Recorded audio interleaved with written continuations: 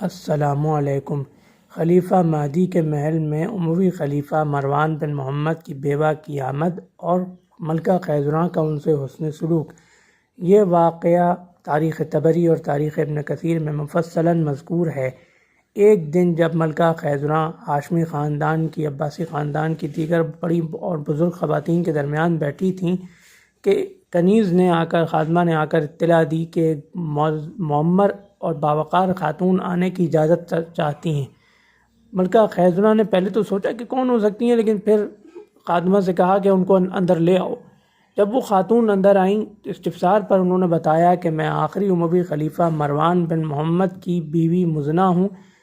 حالات کی خرابی اور تنگ دستی کی وجہ سے مفلس ہو کر آپ کے دربار میں آئی ہوں اور مدد کی خواستگار ہوں۔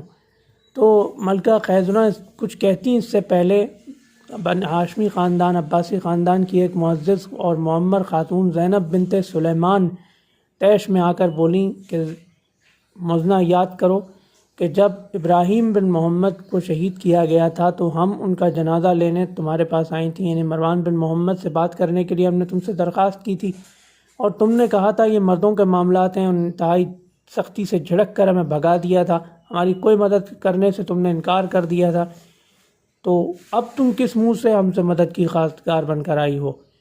تو مزنہ نے انتہائی خاموشی سے یہ بات سنی۔ اس کے بعد زینب سے کہا، بہن زینب، جو میں نے کیا اس کا پھل میں نے بھگت لیا، جو میں نے بویا وہ کاٹ لیا، اب تم کیا چاہتی ہو کہ یہ سیدہ بھی، یعنی ملکہ خیزران کی طرف اشارہ کر کے کہا کہ یہ سیدہ بھی وہی بوئیں اور وہی کاٹیں جو میں نے بویا اور کاٹا، یعنی یہ تم چاہتی ہو کہ یہ بھی میرے ساتھ وہی سلوک کریں اور پھر کسی بادشاہ کے دربار میں یہ بھی ایسے ہی آئیں؟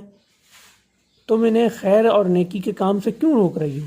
بہرحال ملکہ خیزران نے نرمی کے ساتھ زینب بنت سلیمان کو خاموش کیا اور کنیز کو حکم دیا کہ مزنہ کے آرام و آسائش کا اور سہولت کا مکمل خیال رکھیں۔ ملکہ خیزران نے مزنہ کو خادمہ کے ساتھ روانہ کر دیا۔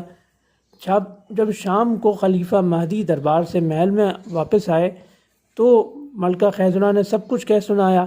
وہ پہلے زینب بنت سلیمان سے خفا ہوئے کہ آپ نے ان کو اس طرح کیوں ڈانٹا، اور پھر ملکہ خیزران سے خوش ہو کر فرمایا کہ اگر آپ آج وہ سلوک مزنہ سے نہ کرتی جو آپ نے کیا تو میں آپ سے خفا ہو جاتا۔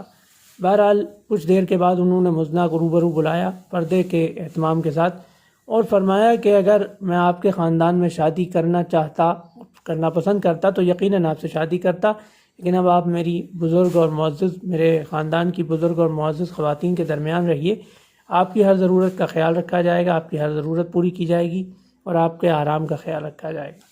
یہاں تک روایات میں آتا ہے کہ خلیفہ مہدی جب وفات پانے لگے تو انہوں نے ہادی اور ہارون کو، جو ان کے جانشین تھے، انہوں نے ان کو وصیت کی کہ ان کا ہر ممکن خیال رکھا جائے۔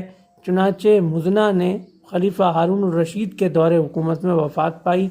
یہ تھا خلیفہ مہدی کے محل میں مروان بن محمد کی بیوہ کی آمد اور ملکہ خیزران اور خلیفہ مہدی کے ان سے حسن سلوک کا مفصل واقعہ۔ انشاءاللہ اگلی ویڈیو میں ایسے ہی کسی سبق آموز واقعے، قرآن شریف کی کسی آیت یا سورت کے شان نزول یا کسی حدیث شریف کے ساتھ حاضر خدمت ہوں گے۔ اللہ حافظ۔